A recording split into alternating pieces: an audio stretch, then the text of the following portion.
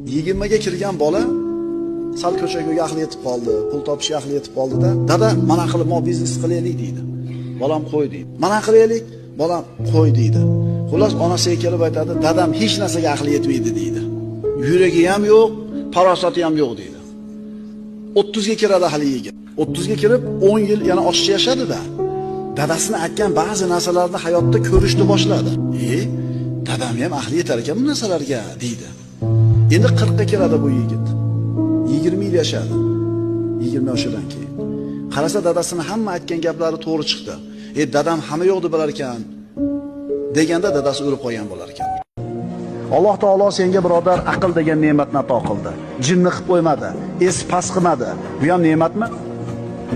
Ruhiy xasta odamlar kasalxonasi. Borib ko'ring-da. Qarasangiz, jasadi, shakli tuppa-tuzuk odamlar. Ko'rsang es pas demaysan.